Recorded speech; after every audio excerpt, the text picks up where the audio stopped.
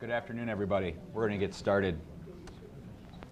We want to thank everybody and welcome everybody to this business hour. This is in our how-to series for employers. This is our second installment. We're going to be talking today about discipline documentation and investigation. For those of you fortunate to attend our first series or our first program, that was on the hiring process. We went through that on May 2nd. Myself, Miriam Rosen, and Nicole Gray. We're also going to be having two more of these programs, so all of you get your PDAs out. For those of you on our webcast audience, make sure you mark it down on your calendar. On July 25th, we're going to be covering leaves of absence, in particular FEMLA, ADA, workers' comp, and the interplay between those three acts. And then last, we save the best for last, of course, termination and preparation for litigation, and that's going to be on October 10th. So please mark your calendars. Again, welcome. My name's Jim Boutros. I'm the chair of the Labor and Employment Group here at McDonald-Hopkins. And today I'm fortunate enough to have two of my colleagues with me, Heather Kern and Adrian Stemmen, both here from our Cleveland office. We will be taking questions throughout the program today. As you may have noticed, this program, as opposed to our traditional 1 hour, is an hour and 15 minutes. That's by design. We want to make these programs interactive. In essence, bring your worst case scenario to the program and let's talk about it. So please, you have cards at your table. If you have questions, please write down the questions and one of our staff will pick it up. Deborah Kelm is over there waving at us. Either she or one of our staff will pick it up and bring it up to us and we will answer the question, integrate it into the program. For those in our webcast audience, you have a link on the page. Please click it. You can submit your question. That too will be funneled up to us and we will answer those questions. We also did get a couple of questions because this topic was such a hot item. We got some beforehand and we're going to be working some of those questions into the program today as well. We may not get to every question, believe it or not. And if we don't, we're going to be here afterwards. For those of you here in Cleveland, we'd be happy to answer your questions after the fact. For our webcast audience and for some of the questions that were submitted beforehand, we'd be happy to get back to you via email, and we will do so. I also want to put in a plug, if I can, for our business community. All of us here in our labor and employment practice in particular participate in our online community. It's the Business Advocate. I invite you to go to that URL. It's businessadvocate.mcdonaldhopkins.com, where we are continually posting and discussing,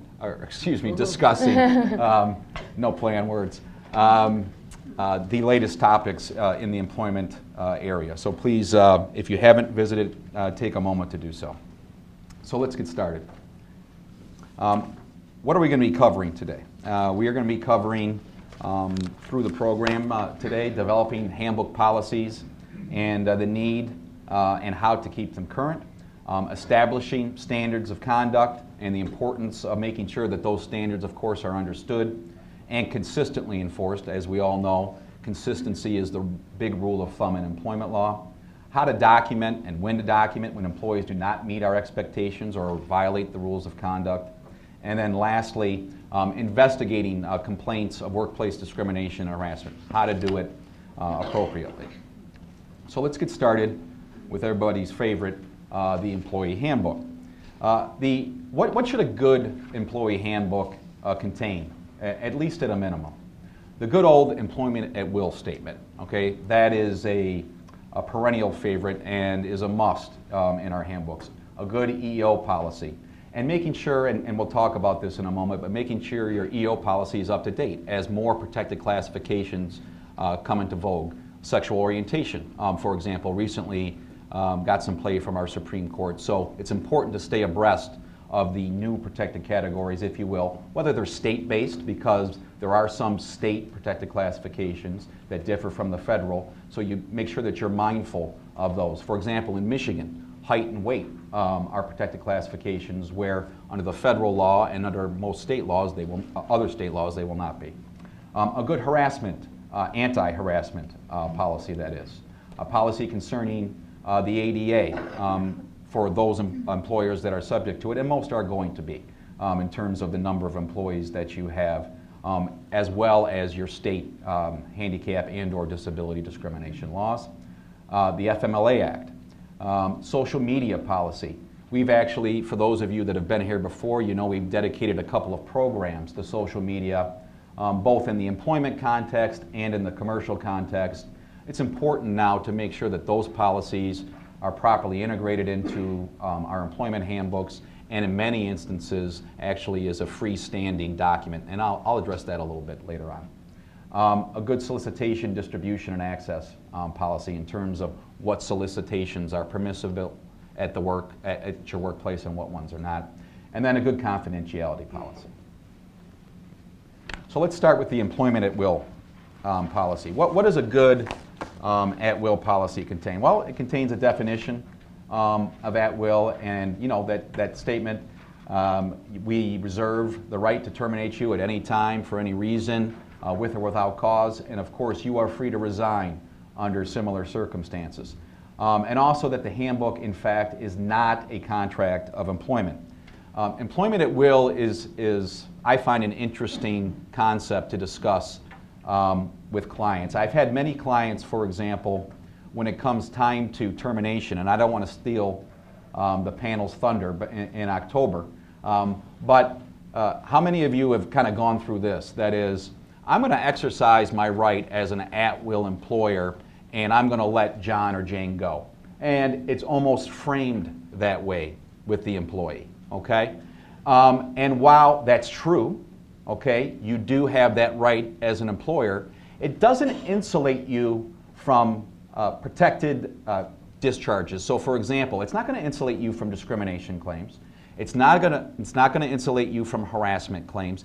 It simply is a way to defend yourself against a contractual claim of employment, that there is no defined duration of employment, and that is why that is in there, and that's why it's important. However, when it comes time to termination, I always advise clients, and we always advise clients as a practice group, say the reason someone is being terminated. Don't hide behind the at-will disclaimer, because a judge or a jury or another lawyer that may be looking at taking the case of your former employee, they will want to know the reason. And there always is a reason, right? That is, it's not that I get up in the morning and say, today, you know what, I have an itch, I'm going to exercise my at-will right and I'm going to let Frank go. No, it's because Frank wasn't performing. It's because Frank had a poor attendance record.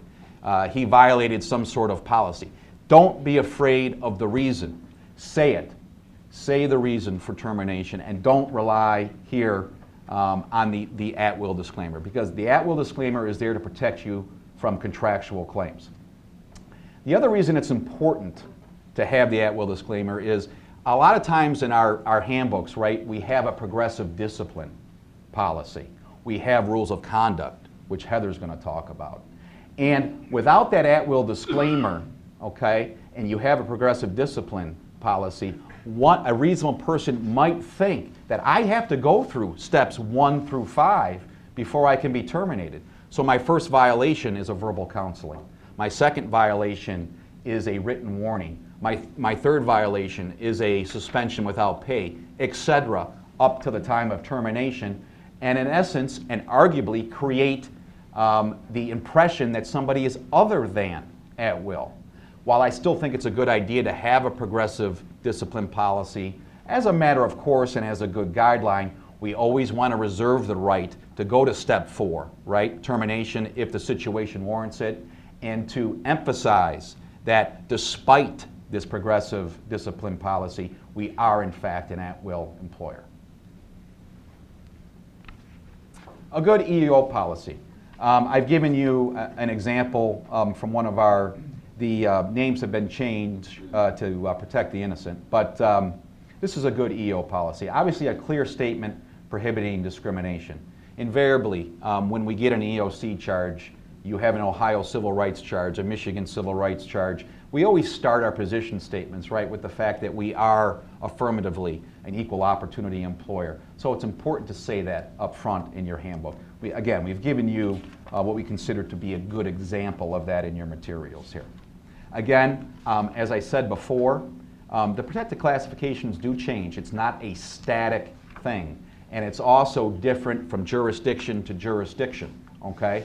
So it's important to stay abreast of the protected classifications depending upon where you do business. Again, and this is one of the points of this program here today, the handbook isn't something that we finish, we wipe our hands of it, put it on the shelf and say, I never need to revisit that thing again. No, it's a living document. We actually reserve the right to update it, modify it in the handbook itself. We need to do that. A good rule of thumb is your fiscal year end. Okay, let's bring the handbook out. Are we still up to date? Do we need to update any policies? Your lawyer should be, of course, advising you of any updates that need to be made to your handbook. But have some regularity to looking back and reflecting upon your employment policies, your rules of conduct, to make sure that they are up to date both as to the law and as to the reality of your business. What may be true in your business today may not be true tomorrow in terms of what a performance deficiency is, or perhaps a job description that may change. This job has morphed from more physical labor to more of an intellectual type of position. So we want to make sure that all of those policies, procedures, descriptions are up to date. A harassment policy, an anti-harassment policy. This is critical because without it, you are stripped of the most basic of affirmative defenses in a sexual harassment claim. And this policy and this maxim of law, if you will, has its roots back in the Supreme Court's decisions back in 1999, that the Farragher and Eller decisions. And that is, if you have an anti-harassment policy and an employee, and this is, I'm speaking generally, there are some exceptions, that's what keeps lawyers in business, right, are the exceptions. And you explain it well to the employees. If they don't avail themselves of that policy, they don't report the harassment, whether it's sexual harassment, whether it's disability harassment, whether it's national origin harassment, religious harassment, which we saw an uptick in after 9/11, for example, then it's a good defense, and the employer is able to state, hey, I had the policy, I explained it, they didn't come forward, I'm not liable for that action. So if you don't have that policy, you can't even avail yourself of that most basic of affirmative defenses. So we need to make sure that it's in there. The policy should be easy to read, okay? And lawyers are more guilty of this than you are. We like to use fancy words. It should be plain English. What conduct is prohibited? What the complaint procedure is. I love a handbook and an anti-harassment policy that tells the employees, you go contact this position if you think that you have been the victim of harassment. This is the email address. This is the phone number. So the employee can't look at you after the fact when you're involved in litigation and say, I didn't know what to do.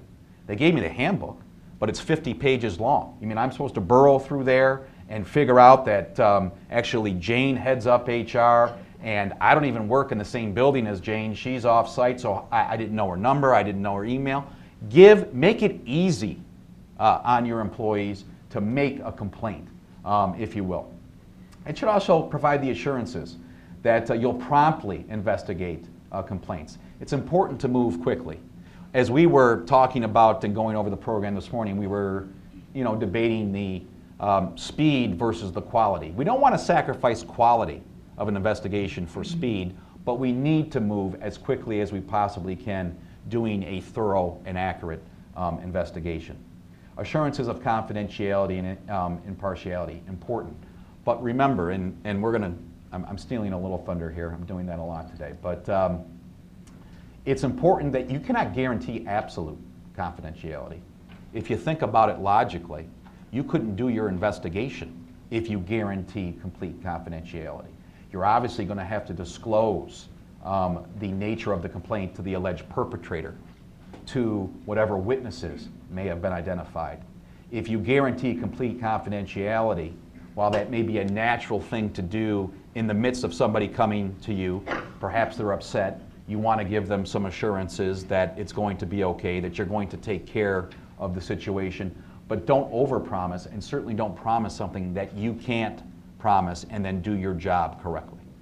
An anti-retaliation provision, that's important. And we're going to touch upon that in the investigatory process as well, always assuring a complainant that we have zero tolerance for any type of retaliation, and that if they feel that any retaliation has occurred, they need to notify you right away of that. ADA policy. This has become more and more important. Those of you that have had fun with the ADA, maybe have had some charges, are dealing with these types of requests, know that the ADA is on the minds of the EOC in a big way. In particular, inflexible, I wanted to use this opportunity to talk about inflexible leave policies, which are absolutely a no-no now under the EOC guidelines. And what I mean by that is a drop-dead date for termination if you don't return to work and are ready to perform the essential functions of your job, either with or without reasonable accommodation. So we actually had the assistant director of the EOC in here, it was 2 years ago, I think, for our program. She was kind enough to come in. And as you can imagine, the foremost question on the minds of some of our employers there at that seminar was, well, how long is enough? Is it 3 months, that is to run consistent with the FMLA? Is it 6 months now? Is it a year? And as you can imagine, guess what answer we got? It depends. It depends. Our all-time favorite answer, it depends. Good for lawyers, bad for employers. And it really, that still is the position today. You will not get a clear answer. And so it depends on the circumstances, right? What I can tell you in my practice as a rule of thumb, I'm going as long as a year. That is, we'll hold the position available for you as a reasonable accommodation for this disability. And after that, we'll revisit it and perhaps move on at that point. But it really is causing a lot of consternation amongst our clients. It definitely has been the biggest, I've seen the biggest growth simply in my own practice in that particular area.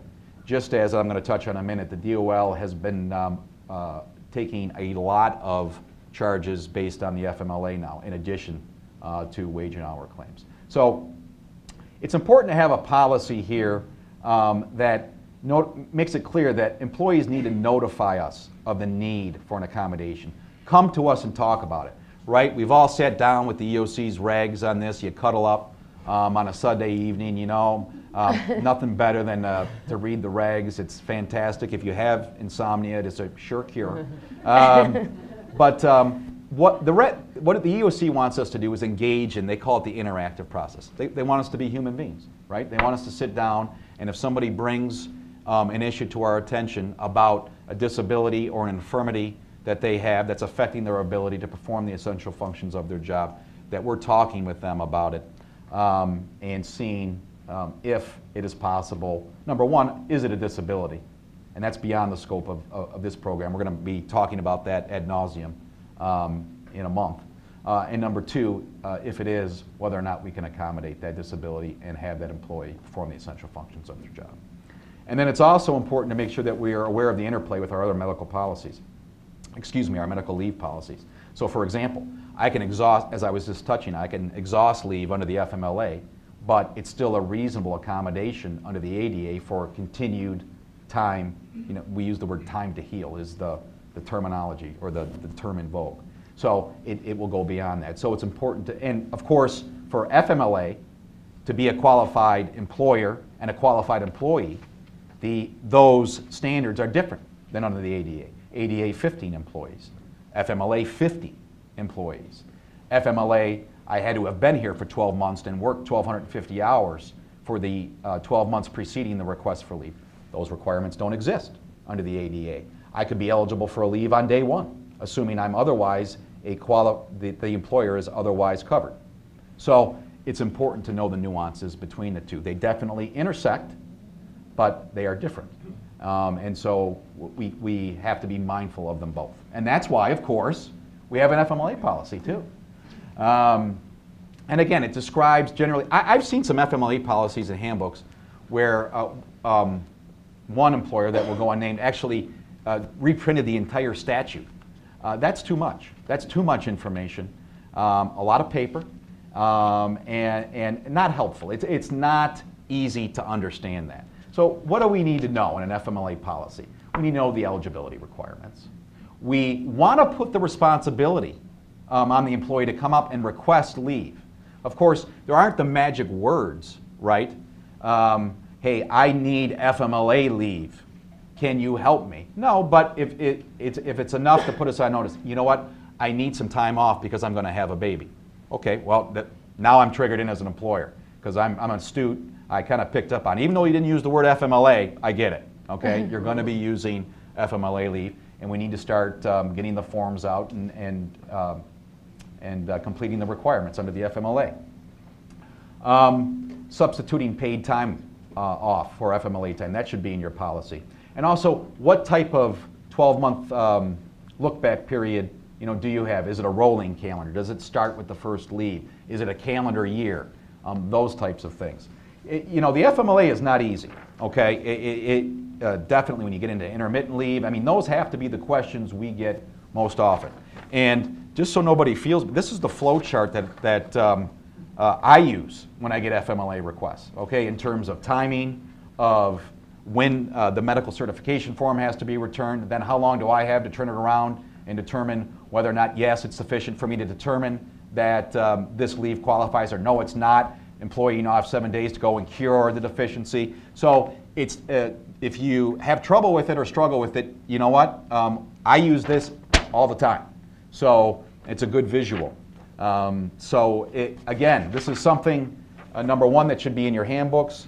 And number two, it's something too that it's a good idea to be consulting with your lawyer relative to, these have to be the situation, they are the situations we get the most in terms of folks needing help in determining FMLA leave, how much leave, when it starts. Intermittent leave is a significant issue. So we understand that it's a difficult topic, and that's one area I'd really advise you to consult with your counsel. Any questions so far? Social media policies. We have spent two whole programs on social media policies. Now, obviously, social media has gotten a lot of attention, okay? Now, what should a good social media policy contain? I actually like a freestanding social media policy as opposed to burying it in the handbook. It's okay to repeat it. I also like a freestanding policy that an employee acknowledges. It has to be clear in terms of what is not allowed, okay? And we have some examples here of legal prohibitions, if you will. Defamatory, harassing, offensive, disparaging comments. Disclosing confidential health information, confidential business information. Disclosing information regarding vendors, customers, and employees, although of course we got to be a little bit careful about employees because the NLRB has told us we might violate the NLRA if we squelch, if you will, an employee's rights to talk about the terms and conditions of their employment, thanks to the Costco decision back last year in the fall of 2012. So it's got to walk that line. In our policies now, we will actually explicitly come out and say this is not meant to, in essence, chill your rights under the NLRA. We come out and affirmatively say it. So these are the general types of prohibitions you can have. If anybody wants to talk more specifically offline about the development of a social media policy, I mean, we do have a template within which we work, and it's a good idea to have one. Expectation of privacy is always big with social media policies. As many of you may know, the area that this comes up in most often now is, you've seen the case law where employers are asking employees for their personal passwords to social media sites, whether it's Twitter, whether it's Facebook, because of they think, for example, or they catch wind that an employee is posting confidential business information, or maybe there's a harassment situation going on. And several states now, and I've just listed, and this legislation is coming out, that is subject to some exceptions, that is an absolute no-no. Michigan, Maryland, Illinois, Delaware, California, New Jersey, Arkansas, New Mexico, Oregon, Washington, and this list will go on and on. Balancing the right of privacy and the employer protecting itself. It's also important in your social media policy to advise employees that there is no expectation of privacy when using company property, whether it's a company computer, company PDA, etc. So, and exactly how you're going to monitor them. In some states, that's now required. You have to advise the employee on how you're going to monitor them, whether that's through monitoring their email, monitoring their computer usage. Come out and say it in your policy. As a default, I think we should do it because we're, in essence, preparing for the least common denominator, or the greatest common denominator, if you want to think of it that way. That is the states that are the most stringent, so that we know that our policy will pass muster. Acknowledgement, of course, and I'm going to talk about that in a minute, is an important, a sign-off relative to the social media policy. I'm still a big believer in the good old-fashioned signature. I like those. Sometimes it's not possible, so we do it by email, we do it by electronic signature. But make sure that we do it and that the acknowledgement we keep a record of, however we get that acknowledgement, whether it's a return email, whether it's an electronic signature, whether it's the good old-fashioned fountain pen. A solicitation policy on site. Here, one of the biggest concerns, of course, is not squelching protected concerted activity. That is, an employee's rights to organize. Okay? In these types of policies, we like to strike a balance. Okay? That is, if you're going to allow someone to, employees to bring in their kids' Girl Scout cookies and leave them in the lunchroom and everybody sign up. Well, if somebody wants to come in and they're doing something for their church, for example, and you have some concern, in essence, are you promoting one faith versus the other? You just have to be careful. You have to be consistent in terms of your policy. Confidentiality. Okay. Confidentiality policy, very important, both in your handbook, and I absolutely feel it should be a freestanding document. And why do I say that? And why have I said that about many of the policies that we've talked about today? Remember, in particular, as it pertains to confidentiality, a good employment acknowledgement form will always say this handbook does not constitute a contract.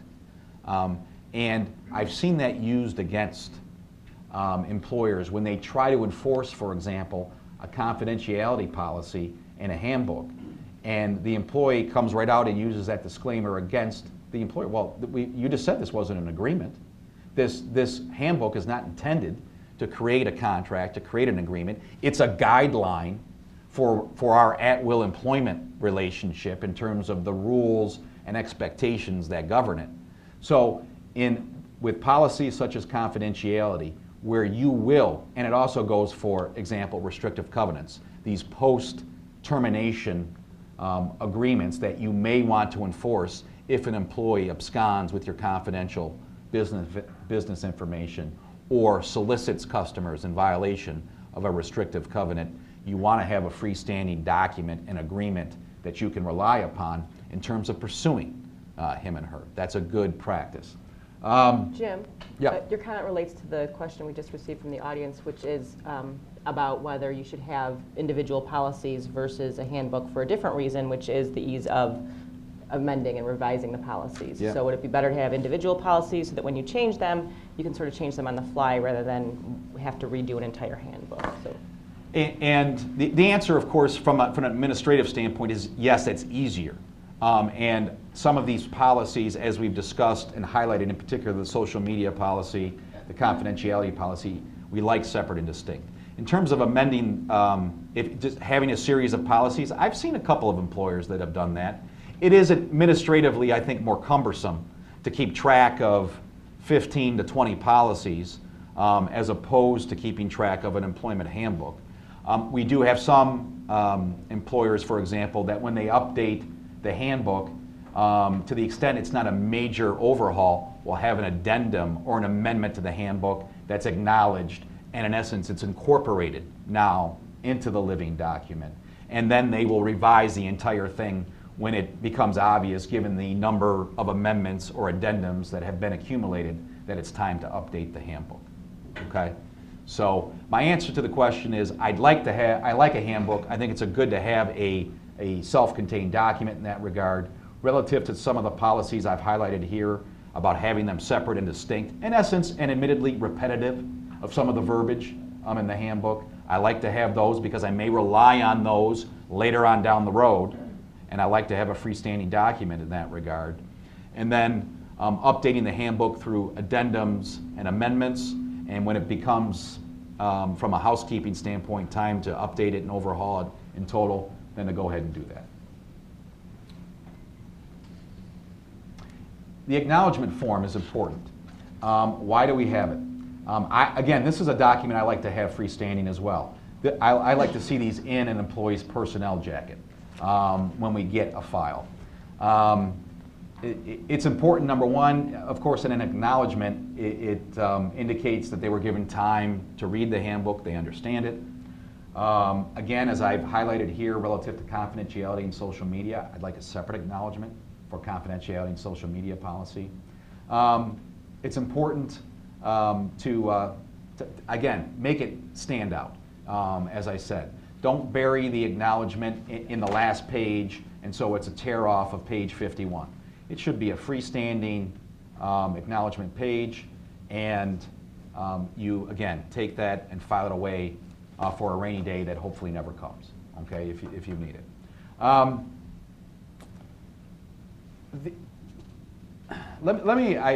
This is tough to read, but given what we just went through, I wanted to test you, okay?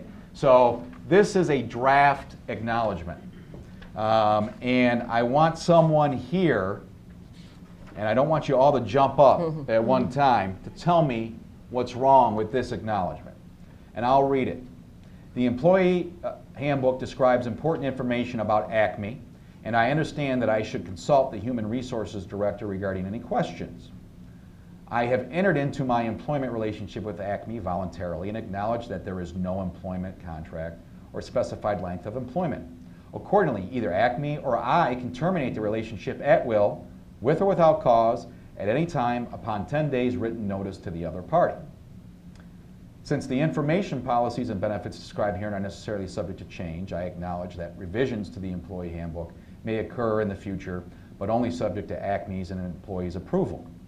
All such changes will be communicated through written electronic notices, and I understand that the revised information may supersede, modify, or eliminate existing policy.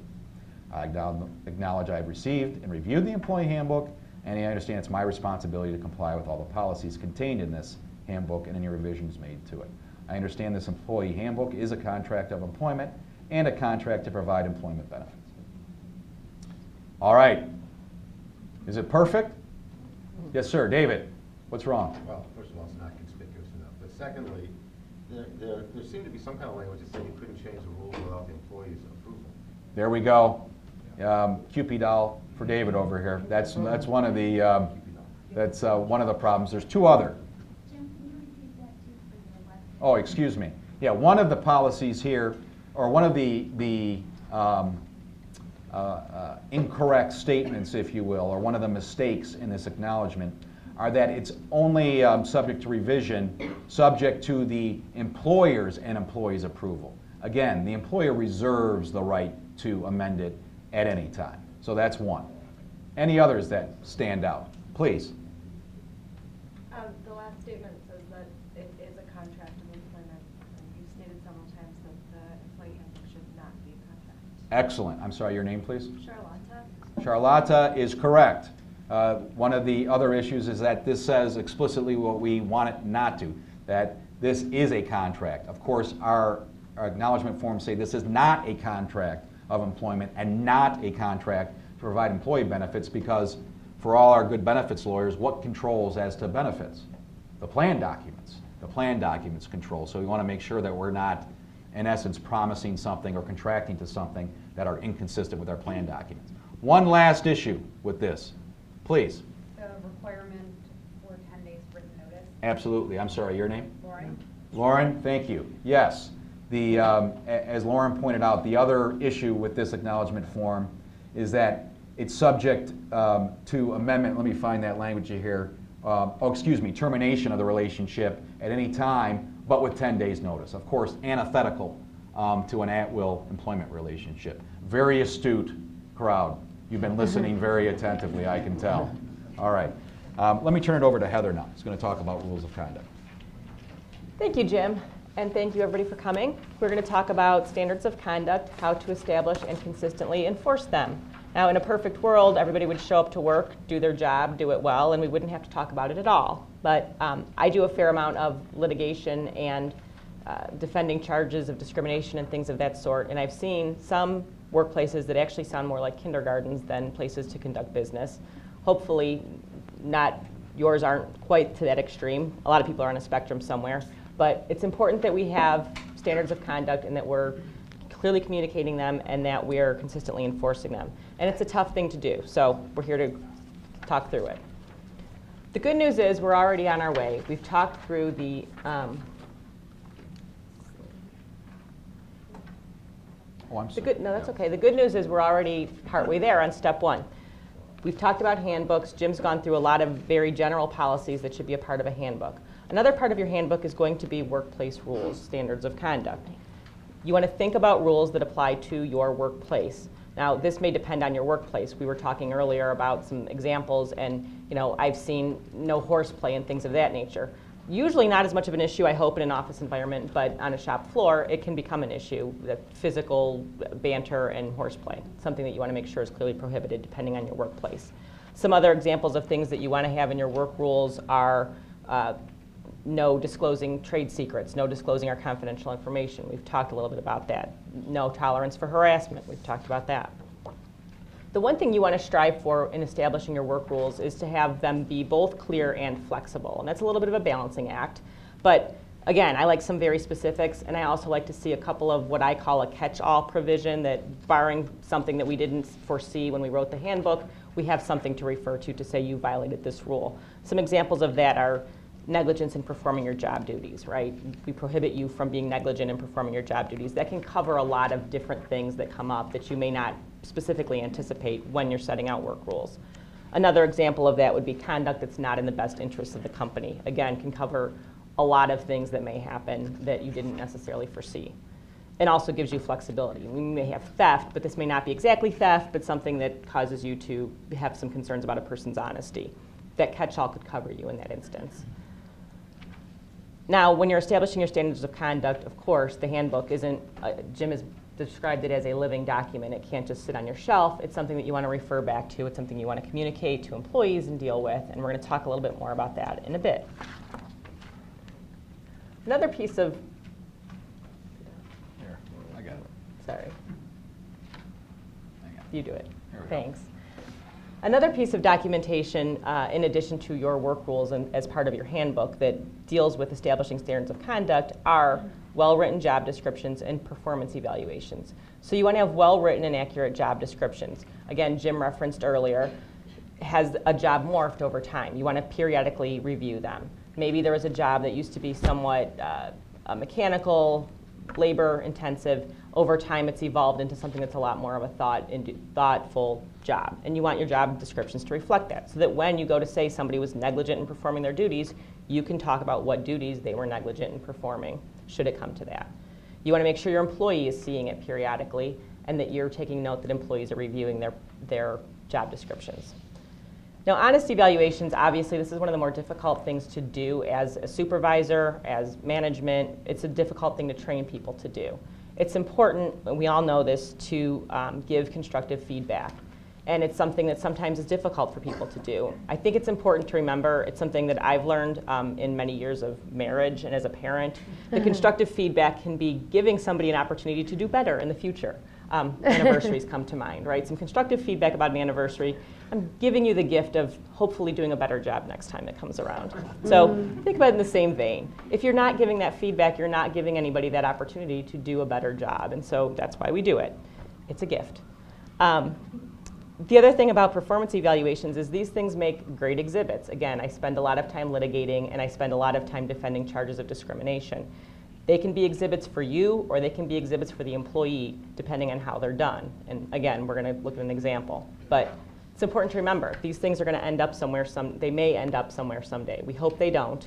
And if we do them well, we are helping to ensure that they don't end up anywhere one day, because the bottom line sort of in employment is we don't want people to be surprised. And I think the more we minimize surprise, the less likely it is that somebody's going to suddenly go, I got fired out of the blue and I'm going to go see a lawyer about it because that's not fair. People still do, but I think you're sort of mitigating that risk a little bit when you're documenting things well. How many times, in terms of, we'll have a client call, it's come time, perhaps they want to terminate John Doe or Jane Doe. And of course, our first request is I'd like to have the personnel file, want to see the performance evaluations. And you get the performance evaluations, and this is the employee of the century, you know. Gets all excellence in every rating, it goes the extra mile, et cetera, et cetera. And as Heather was pointing out, that does you, it hurts you, obviously. It hurts you because at that point, from a documentary standpoint, your evidence is contrary to what you're telling me, because invariably the client will tell me that John has been screwing up for the past 2 years and just can't take it anymore. But when we look at the documentation relative to that, it certainly doesn't reflect that. Why? Because the employer was being a nice person. It's because it's tough to be critical of people. I mean, that's a natural human tendency to not want to tell somebody, hey, you stink, okay? But you have to tell them that they stink and how they need to improve if you want to properly defend yourself. Because at the end of the day, you will find yourself really, from a documentary standpoint, unable to take action that is in all likelihood very justified based upon your personal experiences with that employee, but that's not reflected in the paperwork. You always analogize an employment case to a medical malpractice case. If it's not in the chart, it didn't happen. And if it's not there, you're simply in a he said, she said situation, and that buys you a jury. And when you're in front of a jury, who knows? You may get a jury box full of disgruntled employees, and then you're hosed. You may get a jury box full of business owners. That's your best day. Of course, we don't know that until we spin the wheel of justice when we get there at the first day of trial and the jurors are pulled. We won't know that until that day. We don't want to end up there. We want to take control of the situation beforehand. What's the first step to taking control? Being honest in our assessment of our employees' job performance and offering that constructive criticism when it's warranted. And we jest, but I would say it probably happens more often than not that that's what happens. Somebody calls, they're planning a termination, we take a look at the file, and it just doesn't pan out what I'm being told about this person's performance. So again, it's important that you're doing it, that you're training people to do it, that you're reviewing what's being put into performance evaluations. And early on, when somebody starts saying they're having a problem with somebody, take a look at the performance evaluations. Talk to the supervisor if you need to do that, if they're not putting things in the performance evaluation that should be there that you know about if you're in human resources or in management. There's a question here that I'd like to address. Is there a general rule regarding what documentation goes into employees' personnel file or just into the department heads or supervisor's desk file, notes from meetings, etc.? My view on this is that the personnel file should have sort of the official documentation. I know it's a loosey-goosey term, but when things that are going to the employee that say that they are having, their performance evaluation, that's gone to them. The acknowledgement of the handbook, that has gone to them. Things that have gone to the employee I don't want there to be, frankly, a lot of notes that are going on behind the scenes that aren't going to the employee. I've had cases where a person has examples of shoddy work that's in the personnel file. And you know what happens in deposition? Did you talk to the person about this piece of work that you put in their personnel file? Did you tell them you were putting it in their personnel file? No, because you just wanted to pay for the file. You didn't really want to give them an opportunity to improve their performance. So I think as a rule of thumb, things that you're giving to the employee you want in the personnel file, and be wary of putting a lot into the personnel file that's not going to the employee. Mm-hmm. Now, human resources notes about, and Adrian's going to talk about this, investigations, things of that nature are a little bit different. There are certain things that a supervisor may keep separate. An issue that I want to caution everybody about that I have run into is I've had people say, again, later, we're worst case scenario, we're in litigation, there's a request for documents, and people go, well, this is just my file. I don't have to give this to the other side. These are just my own personal notes. They're not your personal notes. You're taking them as part of your job at work, and we do have to give them to the other side. Your emails to your coworkers about, hey, Joe's at it again, you know, we're gonna have to put him out to pasture soon. Those are discoverable. Those all come out. Those one day will be given to the other side in the worst case scenario. So I think there is a place for a supervisor's file, but I don't want anybody in the mind frame of, these are my personal notes. I kept them in my Franklin planner, so I don't have to give them up. There are requests for documents specific to notes you kept in your planner, notes on your iPad. Those are oftentimes very helpful too, because they're contemporaneous notes of a meeting that you had and some independent verification regarding that counseling. And another question we got that is part and parcel with this is, what about email? That is, we're counseling through email now, and should that go in the file? The answer is yes. I mean, if you are, it doesn't matter that it doesn't look pretty and it doesn't say performance evaluation on top and it's got, you know, a nice template and all that. Trust me, we just need it down there. So if you counsel somebody and you confirm it via email, yeah, that should go in the file because it's not any different than a formal discipline, if you will, or counseling session that we normally see on you know, a pretty template. So yes, that goes in. Well, and I think I would just add real quickly an ADA public service announcement. Don't put your medical records in that file. Correct. We often get personnel files that have medical records in them, and that's a no-no.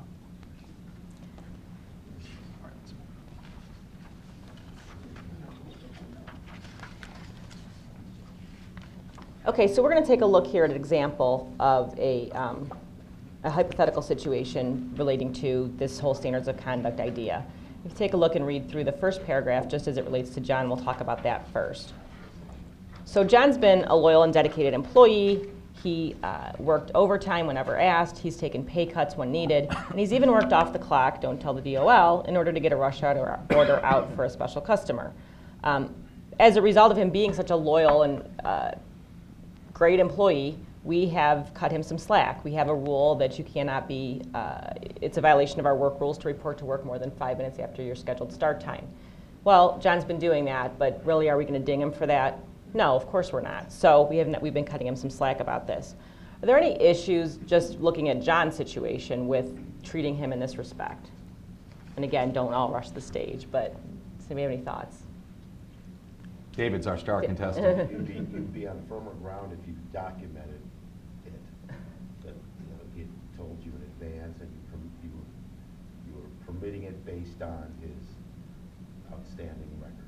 Okay, Dave's response is you'd be in better ground if you had documented that he told you in advance he needed the time off or he might be late, and that you're allowing this based on his stellar record. I mean, I think that's actually a great response, right? If somebody says, I'm going to need to be late for this, a lot of times maybe John isn't telling us in advance, or John doesn't know in advance, he's just getting up late. But in the event that we do know that somebody, maybe when we notice John's had one or two, ideally we'd be documenting that, but when we notice he's had one or two, we talk to him and say, is there an issue, right? And then we deal with that. But so documenting, John has asked for this, and this is what's going on. But in terms of accommodating him, I mean, here's a question for you.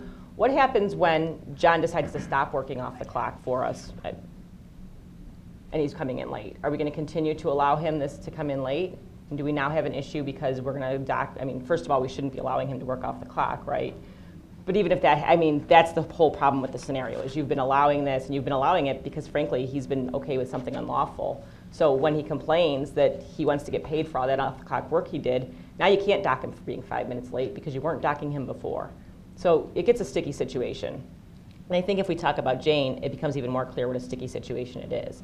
So Jane, also an employee, a little bit less time. She's been there for 2 years. She's had a lot of issues. Her work product has had less than stellar quality. She's had some interpersonal conflicts with her supervisor. She's also coming in late. Of course, we want to ding her on the 5-minute rule, right? This is a great, easy opportunity to discipline Jane for something that's objective and clear, a clear violation. Any issues with that?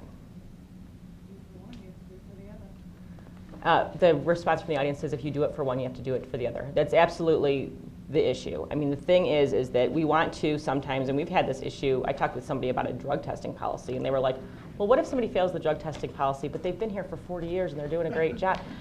If you're going to have the policy, you have to consistently enforce it. The problem with Jane is Jane's female. Jane may be over 40. Jane is in protected classes. When she says, I have been treated differently than similarly situated people, she has, and that's a problem for you. So don't let John come in 5 minutes late.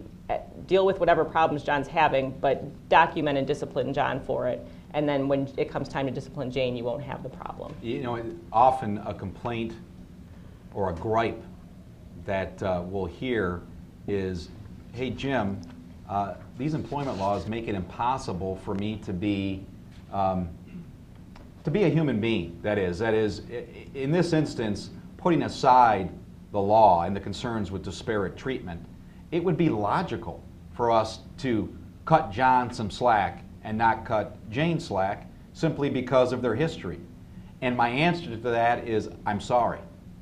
That's just the way it is. It does make the work environment, if you will, less humanistic and less personal, because what happens is you run into the issue with that one bad egg, and if you have that comparable sitting there that bad egg can compare themselves to in terms of being treated differently, you've got an issue.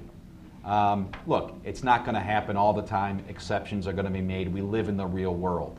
But the perfect legal answer is to be consistent, and consistent across the board, irrespective of some of these tangibles and intangibles that as human beings we would normally take into consideration. Because I believe in a humane workplace where you work these things out. What if you came to you in advance and you said work 5 days, 5 minutes later every day? Right. Well, because you've come to us in advance and you've told us and we believe you're telling us the truth, and you are going to have to be late no matter what.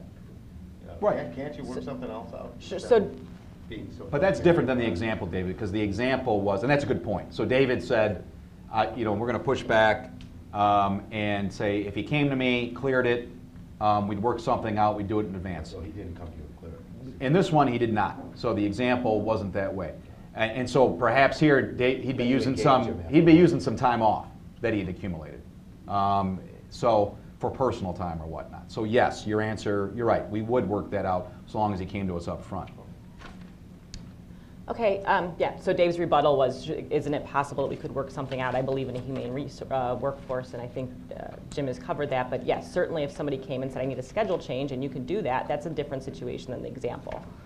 I'm going to move on to some more documentation. Do it early and do it often. More documents. But again, I can't tell you enough that nothing minimizes the cost and expense of defending a charge or a lawsuit, should it come to that, than supportive documentation. And it also goes a long way sometimes in preventing it. We've talked earlier about the times that somebody wants to terminate somebody and we don't have documentation to support that, so we're having that conversation with somebody. We also sometimes get a letter from a lawyer saying, hey, we're going to sue you because you clearly fired this guy because he's over the age of 40, or you fired this guy because he had a disability. And when we're able to say, in some instances we do, and we have a really clear record, send back to them, here's what happened, here's all the steps. We don't always do that, but sometimes there's a reason to do that. Here's all the stuff that went on.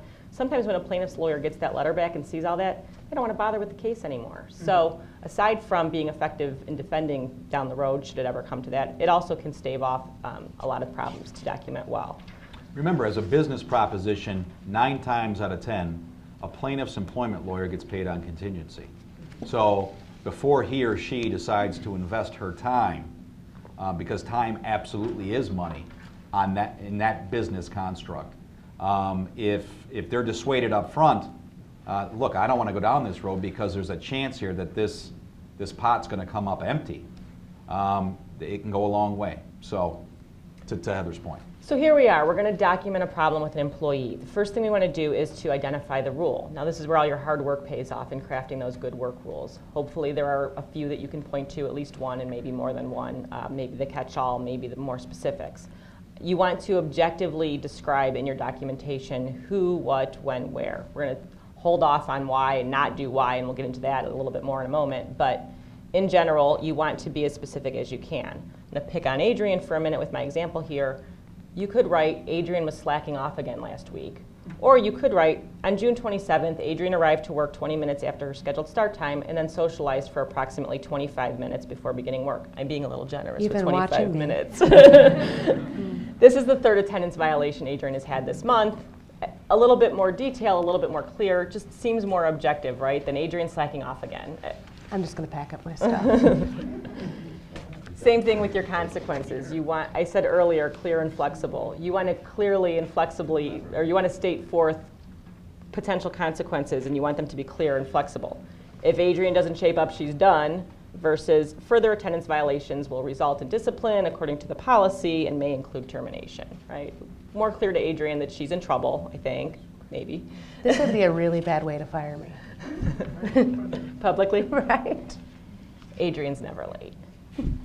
You get the point. You want your documentation to be objective, straightforward, give specifics. It's just easier later on. And again, frankly, for me, when I'm defending, for instance, a charge of discrimination and I'm setting out a narrative, I'd like a narrative that shows this happened, we told the person, this happened on this date, we told the person. That becomes a lot more difficult of a thing to assemble a year later if all we have is Adrian slacked off again last week. And it's also more difficult to deal with the similarly situated, right? How was her slacking off compared to Joe Blow who slacked off? Well, if we have it very clearly documented, we're in better stead. Also, effective documentation will be completed contemporaneous. I think that's the most important point from this slide. In general, dot your I's and cross your T's, but we've objectively described the behavior. We want to do that as close to the time that whatever happened as we possibly can. I know there's a million things pulling at our attention, but what actually will happen and what we've all seen happen as lawyers is that invariably something will happen between when the event happened that you want to document and when you actually get around to documenting it that will make it more of a problem. And I'm getting nods and smiles from the audience, but you know, on Friday there's an altercation towards the end of the day and you're going to write it up first thing Monday morning, and Monday morning before the start of the shift, one of the individuals involved in the altercation comes in and says, hey, I'm going to need 3 weeks off because I have a medical issue. Well, now you're in a little bit of a sticky situation because you didn't document the incident on Friday, and any documentation you do now is subject to the criticism that it was done after the fact, and because you were mad, this person was going to take leave. I heard someone just mention retaliation, and that's true. Retaliation for employers, you're either a victim or a beneficiary of timing. That's really what it boils down to. And just an example that I ran into one time is employees that are going to be terminated invariably know, for the most part, that they're on that chopping block. And so we had an employer, they were going to terminate on Friday, but wanted to make sure the paperwork was all fabulous and fantastic, and we're going to execute the decision on Monday. And on Friday we got an FMLA request. And now, of course, even though the decision had been made and we could demonstrate that through emails and whatnot that this had been discussed beforehand, it still makes it more difficult now because we have protected activity occurring in between the time or before the time, that is immediately before the time that we're going to execute the employment decision. So again, understanding the realities of the world, and we're not in the business of running around and documenting everything that occurs within 5 minutes of it occurring. There is a balance that has to be struck here between what the legal world, as your lawyers would want, and what is realistic for you in the business world as you're busy doing other things, making money, making products, etc. But we need to do it as soon as we possibly can, because contemporaneous documentation is the most powerful thing in terms of defending yourself, because you've then removed it from the he said, she said type of situation. The other quick point here is to sign the documentation. Ideally, have the employee sign it too. At least have a place for them to sign it. If they refuse, note that they have refused to sign it. Maybe leave a space for remarks, because it's always nice to be able to say, we gave this to them, they signed it, and they didn't write anything. We're going to move on to another example here briefly. This is some sample documentation that raises just one point, so I'll briefly summarize for you. Judy in Human Resources is going to write up Frank. Frank has made some errors in reporting. That's part of his job, and it was reported by his supervisor that he was making these errors. Judy cites the date and nature of the violations in her write-up and indicates the work rule that was violated. She indicates that this is subject to the company's progressive discipline policy. Additional violations will lead to further discipline, up to and including termination. She goes on to add that it's her opinion that Frank's recent work issues stem in part from problems he's having with caring for his ill mother, who was recently diagnosed with Alzheimer's. Judy knows that because Frank recently requested FMLA time to help care for her. Judy continues in her documentation to state that she's hopeful Frank's work issues will resolve once Frank's mother's care is more settled. This is what we've been talking about, right? Being a human being when you're dealing with employee issues. But, so what did Judy do right, first of all? Anybody see anything Judy did well in her documentation? She specifically referenced the work rule violated. She included the who, what, where, when, where, and she included potential consequences. But what did she do wrong? Added her opinion. Yes, so from the audience, she added her opinion. This is the why. The who, what, when, where, fine. Let's not get into why. It's not appropriate in documentation to be speculating as to why, or even stating why when it goes beyond sort of the objective facts of what's going on. The issues here are that she's tying an FMLA request to a discipline document, which is just never a good idea all the way around. The FMLA request appears to still be pending, so now we've got, in the midst of considering an FMLA request, I'm documenting that there's some issues with this person not being there relating to caring for his mom. What if Frank quit tomorrow in that regard? He would say, I requested FMLA, they clearly right away started dinging me, it was clear they were going to fire me, I was constructively discharged. Now we'd have responses to that, but that's sort of the issue here. And in some cases you can run into a perceived disability sort of an issue with this kind of thing. I think Joe's late again because his MS is flaring up. It's just not the appropriate place to be making those comments. All right. Okay, our third and final part, which I will try my very best to present in 12 minutes or less, is regarding investigating complaints of discrimination and harassment, including the when, why, and how. So starting with the when to investigate. I think there's 2 practice points here. The first point is be alert to references of gender, race, age, health-related issues, religion, or any other protected characteristic. And I think alert is probably the word you want to highlight in that sentence, because sometimes those complaints come when you least expect them. One of my favorite examples was I was working for a client in-house as their HR director. I was on vacation. I ran into an employee of that client who then made a complaint of gender discrimination. So, you know, it comes from the weirdest places. Oftentimes people also find those complaints on Facebook posts, Twitter, those types of issues. Second pointer, take all concerns seriously, even if the employee attempts to downplay them or doesn't use the buzzwords. By a show of hands for people here, who has had an employee come to them and say, I believe that I'm working in a hostile work environment because of my gender? Okay, for the people that raised your hands, I would guess that that probably came in writing, and we immediately called lawyers because we assumed that a lawyer wrote that complaint or told that person exactly what to say. Typically, our complaints don't come that clean and the issue's not put out that neatly before us. So let's look at an example. I learned in elementary school that nobody volunteers to read out loud, so I'll let you read it on your own. It's a short one.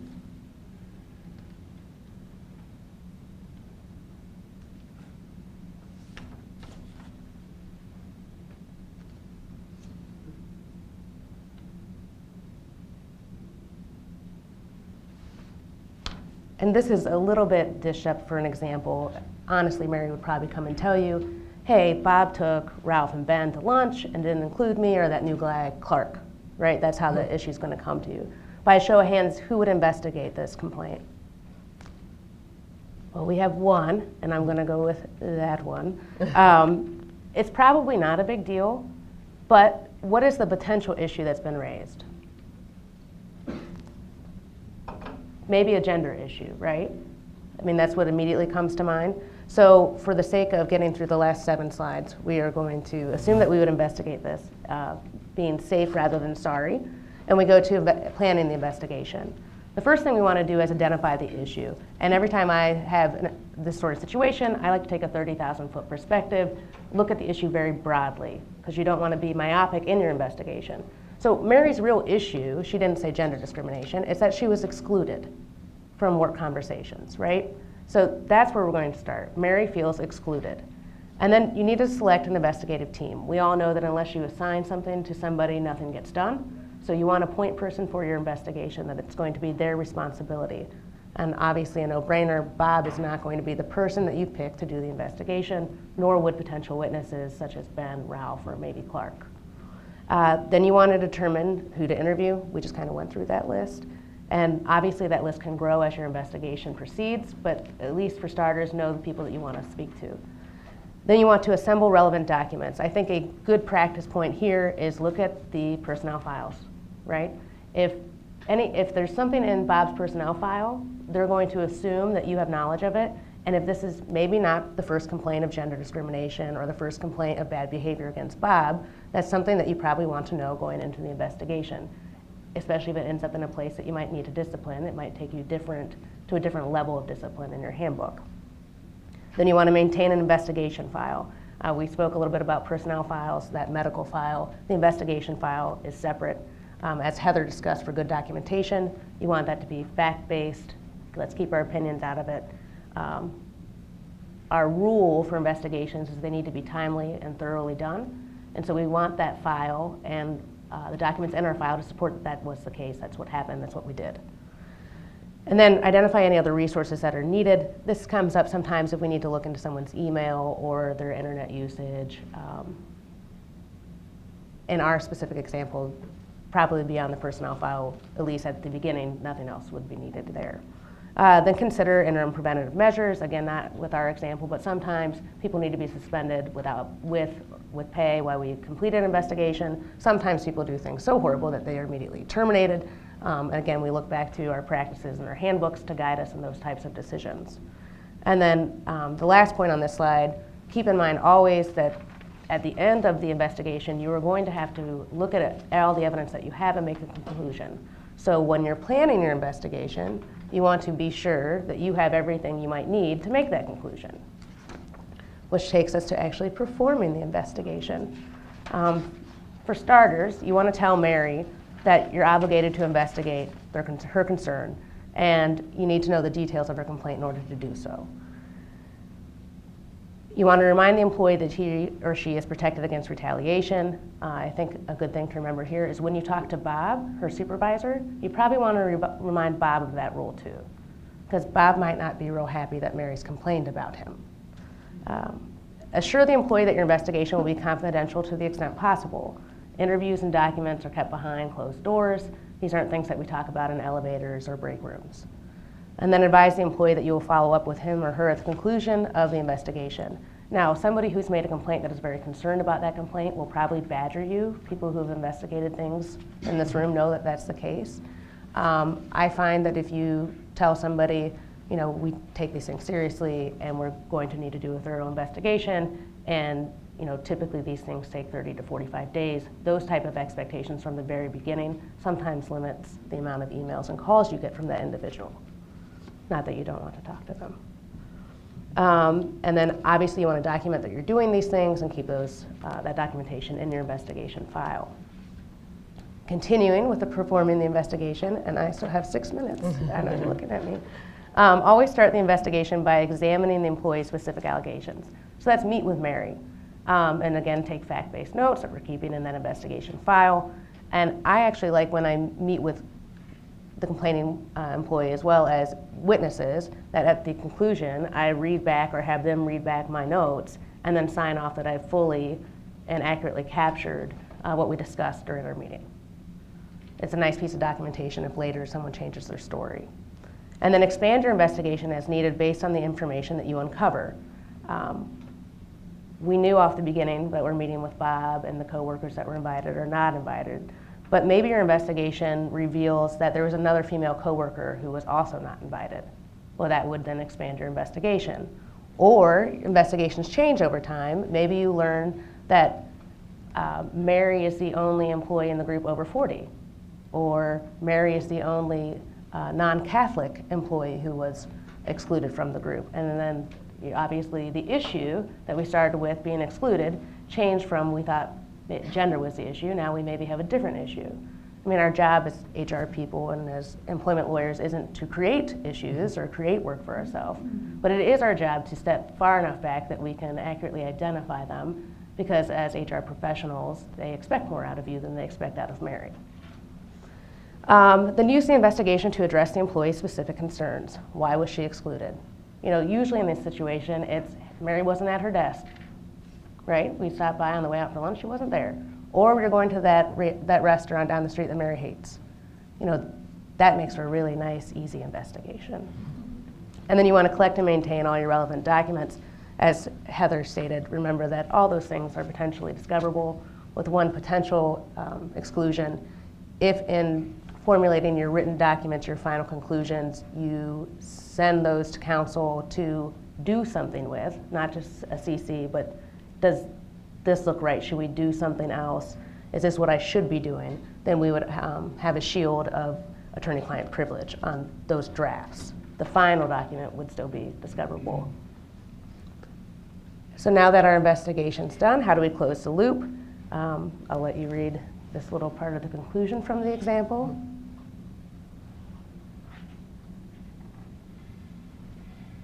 With the big question being, do we need to do anything further? Who thinks we need to do something else? All right, some people are participating. I like it. You're not asleep yet. And we know that you have to do something else because we still have more slides. All right, performing the investigation. Obviously, at the end of the investigation, like we said at the very beginning, the entire point was to come up with a conclusion, and that's something that needs to be done. Sometimes the conclusion is, we have no conclusion. That usually looks like some sort of document that says, upon investigating, and I like to list what I did in my investigation, so which included interviewing, reviewing these documents, blah, blah, blah. We've concluded that no work rule has been violated. Something like that. Or we were unable to establish that any work rule or policy was in breach. And then you want to report back to the person that was accused, as well as the person that complained. Just like with witness statements, I like to take that final document and have the complaining employee sign off on it, because you're going to sit down and explain to them, this is what we did to investigate, and here's where we arrived, and I'd like you to sign off on that you understand what we did and that you are satisfied with the investigation. Because then again, if someone tries to change their mind later, that's a really nice piece of documentation. Obviously, the accused likes to know when they're off the hook. They don't like to know when they're in trouble. So when discipline's warranted, we want to look to those past practices. How do we treat other employees? We want to look to our handbook. What does our handbook say that we do in the situation? We want to make sure that that's actually what we do. And then if discipline's not warranted, use the process as an opportunity to remind employees of company policy and document your reminder. Now this is probably not always the nicest part, because Bob is tired of talking to you, and now you're going to have to go tell Bob, hey, just a reminder, be nice. If you're going to talk about work, make sure you include opposed to exclude. Bob probably won't talk to you for a little bit. Again, probably another nice time to remind him to not retaliate against Mary. And then this next slide you knew had to come because we are a law firm. So when to consult counsel, but in all seriousness, we came up with 3 points. When a complaint involves more than one employee, and or when a complaint challenges company policy or practice, that means it's generally bigger than one complaint. We see this a lot with wage and hour. That's typically where that come up, and getting counsel involved early, sometimes surprisingly, saves you money. Second point, when a complaint is lodged through an administrative agency, such as the EEOC, OCRC, NLRB, DOL, et cetera, if the employee is mad enough at you to take that step, they are probably not afraid of suing you.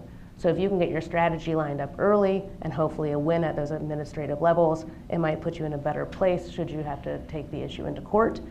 And then consider whether it makes sense to engage one firm to conduct your investigation and another firm to provide representation should that issue go into court. The reason that is because your investigator is a witness.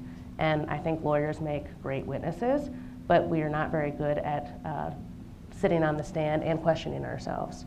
So you really need two different bodies for that type of situation.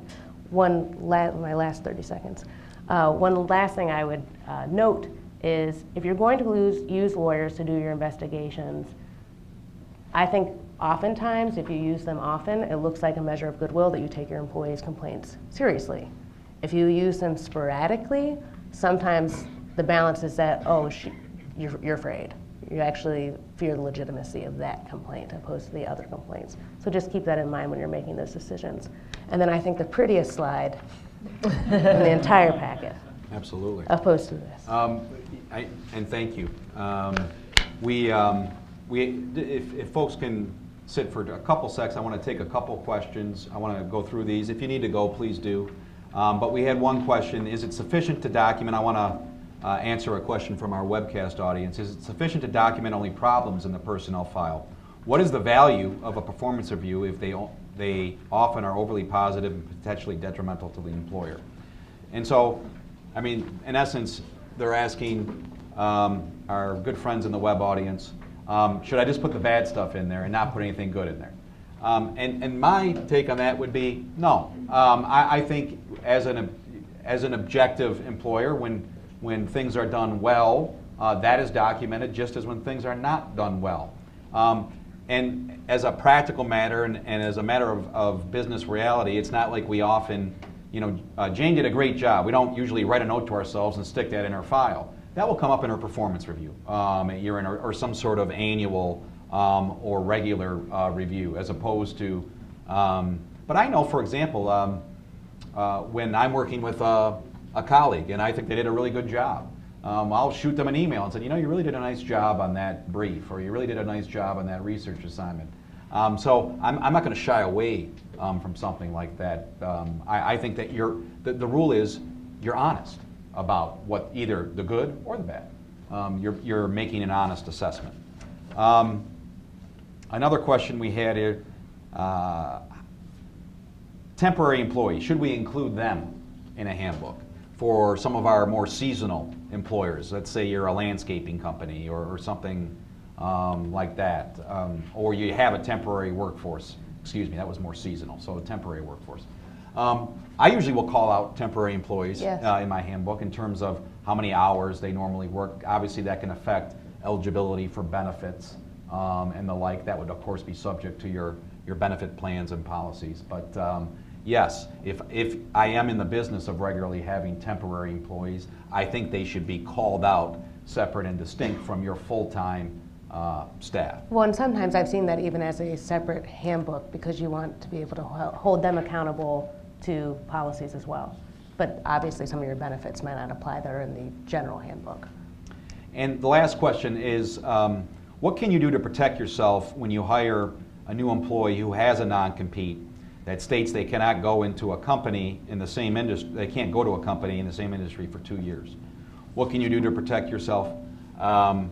Actually, the agreements that we use for our clients proactively actually put the disclaimer in the agreement itself. That is, you represent that you are not bound by a restrictive covenant that would prohibit you from engaging in the activities that we're hiring you for. But if you are aware of it, you need to look into it because whether or not it will be a violation of the restrictive covenant to have this employee come. If you really want them to come, then you need to work through that issue because you are now on the hook for a tortious interference claim because you are aware. I think it's a good idea to ask that question affirmatively, especially if you are in an industry where restrictive covenants are often used amongst those in the industry. Are you bound by, because if the answer to that question is no, well, you now have some protection on your end if the employee happened to misrepresent the fact that they were. That is, you can't be held liable for something that you asked and it was misrepresented to you. If you really want that employee, my advice normally is to work with the employee at issue and go to the employer and say, look, I know these are the restrictions, but we're going to employ John in this line as opposed to that line for the 1 year time period, and he won't work with the customers that he worked on with you for that time period. try to come to a compromise. Don't hide from it, because the people that get burned on restrictive covenants, and we do a lot of these, is when you try to get away with it. It just gives the appearance of doing something underhanded. So confront the issue. Don't hide from the issue. All right, and thank you for staying a couple minutes after. I hope you found we all hope you found the program informative. Thank you. Have a good afternoon.